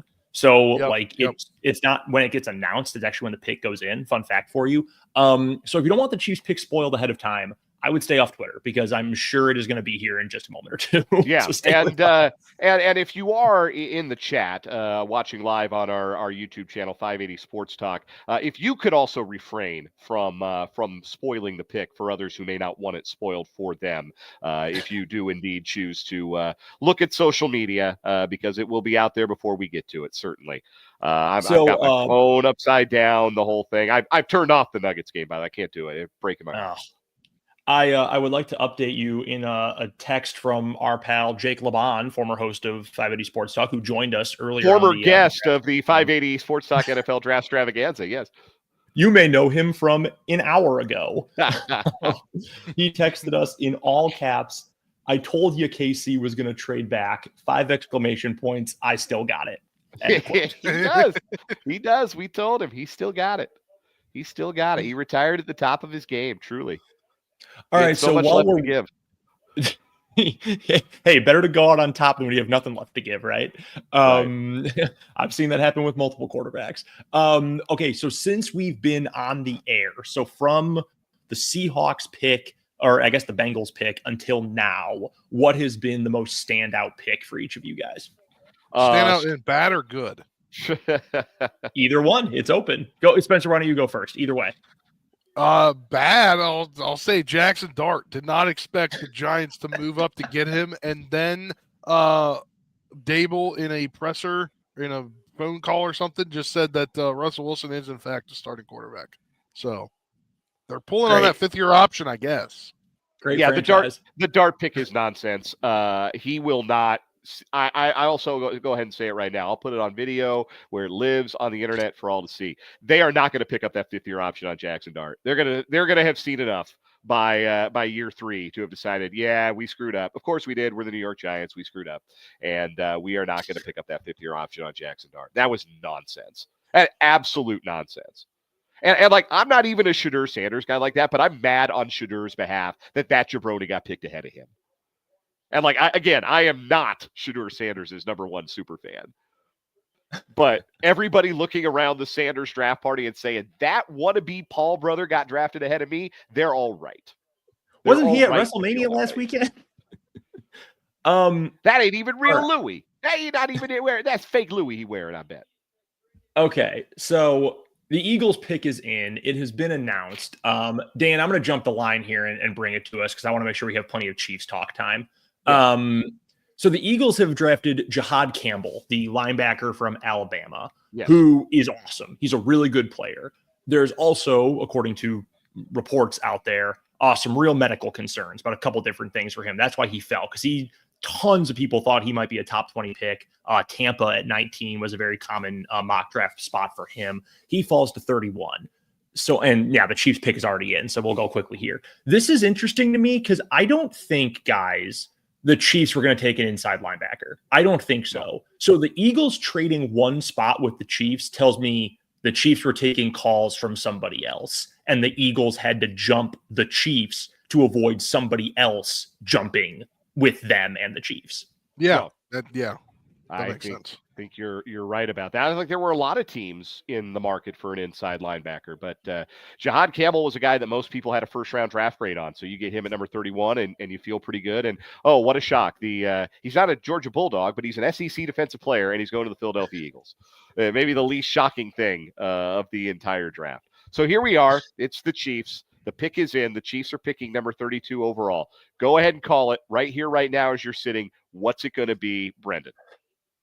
I mean, it feels like it can't be Josh Simmons because everybody put that in their mock drafts over the last 2 weeks. Like, it can't be that obvious, but given how the board is shaken out, man, and the pick's in, so they're not trading out of it, I'm going to guess it's Simmons. Spencer, who's it going to be? Lutherberg. I think it's going to be Simmons, but for the sake of let's picking another guy, I'll say Burden. And I've had him on my draft board as well. So you both think it's going to be Simmons? Yes. But I'll go with my mock draft. I do not think it's going to be Josh Simmons. I do think it is going to be a offensive skill player. I guess I'll lean Burden, maybe Travion Henderson. Maybe they do go running back at 32. They've done that before, and it would be really unfair to compare if it were a running back that player to Clyde Edwards-Helaire, who also was a 32nd pick of the NFL draft a few years back. But that would be the instant comparison that you would get. Everybody would say, well, Clyde Edwards-Helaire didn't work out. But you could absolutely convince me that TreVeyon Henderson is a worthwhile pick here at number 32. They need line help, obviously, and need help on the defensive line as well. I think there's a couple edges. I think Mike Green would be interesting. I think he might be more of a stand-up than a hand in the dirt edge at the NFL level, but that's interesting. We know the Chiefs do not mind character concerns. They will draft around that. They don't particularly care. That is absolutely true. I think Donovan Ezeraku from Boston College is possibly on the table here. But, man, the idea of either Burden or Henderson is so tempting. Shoot, even Judkins. I think most people put TreVeyon Henderson above Quinshon Judkins among those Ohio State running backs. Any of those three guys right here, man, it's just so tempting. So many years of trying to get by on the margins with offensive talent, and that's not fair. I mean, Worthy was a first-round pick. Rashee Rice was a second-round pick just 2 years ago, and I like both of those guys, especially Rice. But I just feel like spending another high capital pick on somebody who can help take this offense to another level, add a little bit more juice, a little bit more athleticism and speed. We know how badly they need it. That was on display in the Super Bowl. That's where I would prefer to go here if I was in Brett Veach's shoes. So again, the Chiefs pick is in. We're waiting like the rest of you, unless you've had it spoiled by your social media of choice, in which case that's on you. But if that's the case, don't put it in our comment section. Yeah, don't put it in the comments. We don't want it spoiled. We appreciate it if you will let us interact with the pick as it happens. Adam Schefter's on the screen right now with the hoodie over the shirt. I saw that earlier. Under the suit coat. That is bold. That is daring. That is, dare I say, innovative and iconic, perhaps. Yeah. Andrew Whitworth, what have you done? He wears a sport coat over a hoodie every week on Thursday Night Football, and now you got Schefter copying you. What have you done? What have you done? Green Bay tonight? Did you hear the question you just asked, Spencer? Say it out loud again. Say those words. April 24th. It is Green Bay, Wisconsin. It's about 45, I think, there tonight, Spence. All right. So it's nippy. It's not cold, but it's a little nippy out there. So all right. It does appear that we are getting close to go time. They've got the shots of the crowd as I'm seeing them. Yep, Dan, we'll let you be the first to react. Okay, that's very kind of you to let me be the last to know, be the first to react. Very kind. Where's Goodell? Don't see Raj yet. Where's Raj? I think I saw him emerge. Here comes Raj. He's going to thank Green Bay. He's going to do a whole thing. And then the Chiefs have selected Shedeur Sanders. I'm funning. That's not what they did. What if they did, though? Josh Simmons, left tackle, Ohio State. The oft predicted, we got double thumbs down from a Chiefs fan on camera. That's very funny. Look, Brett Veach said they only had 13 guys with a first-round grade in this draft. And Simmons is a guy that going into the 2024 college football season would have had a first-round grade from everybody. He tore his patellar tendon. That is a nasty injury for anybody, but I think specifically for big guys who play offensive line. He was playing and performing like a player who probably would have been a top 10 pick if not for the injury. The Chiefs believe that talent is still there. This is the long-term answer, finally, for the Chiefs at left tackle that they have never had in the Patrick Mahomes era. If it's not, then they just lit this pick on fire. And I am more concerned that they have done the latter with this pick than the former. I said earlier this week, I was out on this idea. I had entertained it for a while, but the thought of coming back from that injury, they must have good medical news. I know that Ian Rappaport reported earlier this week that there's a chance now that he could be a participant in training camp. But you are not drafting this player, I don't think, to start week 1 of the 2025 season. And I think the Chiefs, needed more help for 2025 than Josh Simmons is going to give them. And this is one where Brett Veach, you better be right. He's got a lot of equity with Chiefs fans everywhere, as he ought to. But my immediate reaction to this is a thumbs down. I do not like this pick. Man, it's hard to take a redshirt guy with a first round pick. It's especially a non-quarterback, right? Like you take Mahomes or you take, you did the Packers thing, whatever, took Carson Palmer back in the day. Okay, that's one thing. That's your face of the franchise. With a tackle, and he's redshirting not because you just want to like warm him up, but because he tore his patellar tendon.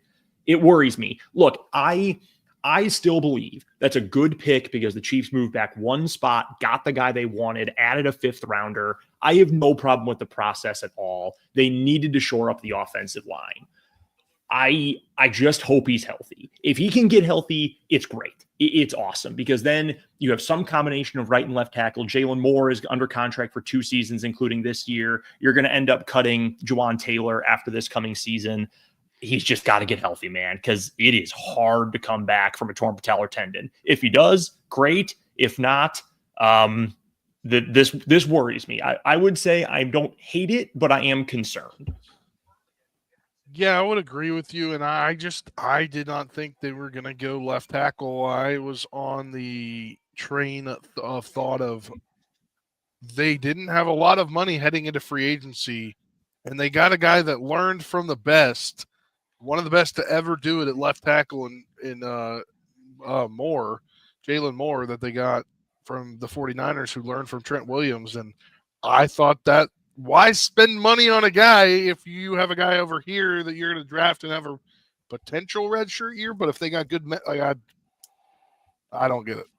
So here's the spin zone. Here's the positive, the rose-colored glasses with this pick is, again, you're looking at this player as a first-round talent that you got at 32. And if the medicals are clean, and Ian Rappaport has recently posted to social media that the Chiefs did, and his words, endless homework on Simmons, and that goes beyond the injury. There were some off the field things, some of the quote unquote character concerns that came attached to Simmons coming into this draft as well. But again, the Chiefs are maybe less concerned with those things than the average team. But the word from Ian Rappaport is they did endless homework, and they are comfortable with this pick.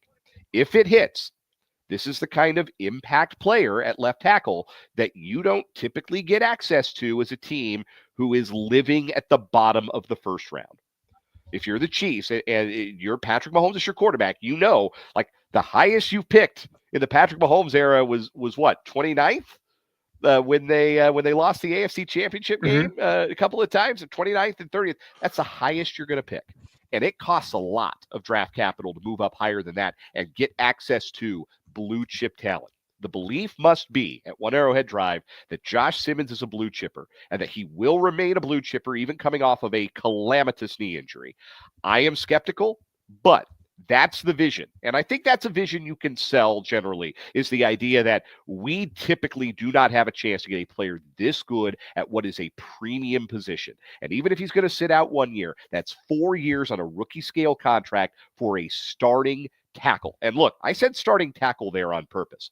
Josh Simmons played right tackle when he started his college career. He played right tackle his first year at Ohio State. You know who's going to be cheaper to cut than keep next year? The Chiefs starting right tackle. And I think maybe that could be a vision for the long term, where Simmons could work out on either side of the line. But that is the pick. Josh Simmons, offensive tackle, Ohio State, to the Chiefs and number 32. So the Chiefs come away with Simmons and an extra 5th round pick from night number 1 of the 2025 NFL draft. We're going to wrap up. Yeah, go ahead, Brendan. I was just going to say, yeah, fun night. Appreciate everyone for stopping by. And Dan, if you would like to let everyone know that while tonight was round 1 of the Draft-stravaganza, we're not done with our draft coverage this weekend. We are by no means done. We will be back tomorrow night, and we're going to figure out what it is that we're going to do. But I think we might come on just ahead of the Chiefs' scheduled 63rd pick in the second round. We'll see how the timing of all that works out. But we do want to react live to 63 and 66.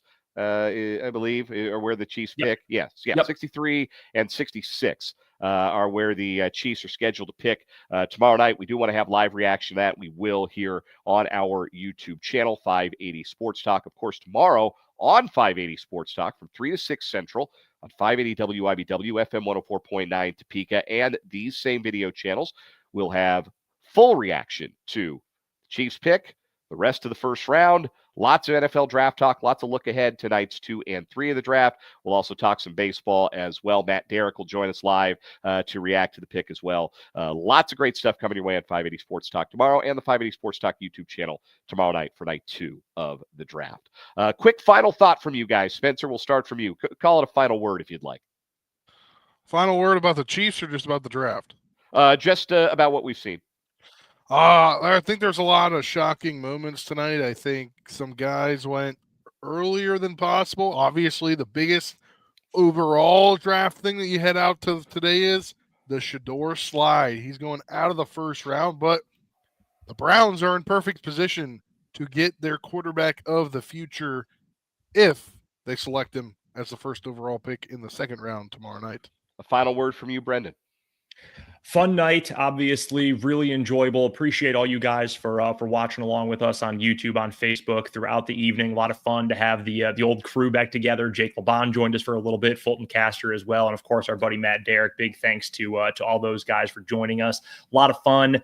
I'm skeptical, but I guess you could say fairly optimistic with the Chiefs pick at 32. I do think it was great business to move down one spot and add a fifth rounder. And I still can't believe the Packers picked a first round wide receiver. I'm still in awe. I don't know if it'll work out, but it's like Haley's Comet. It's been 23 years. It's Jordan birthday since the Packers last took a first round wide receiver. So I'm pretty geeked about that. Final word for me. We had a lot of fun doing this tonight.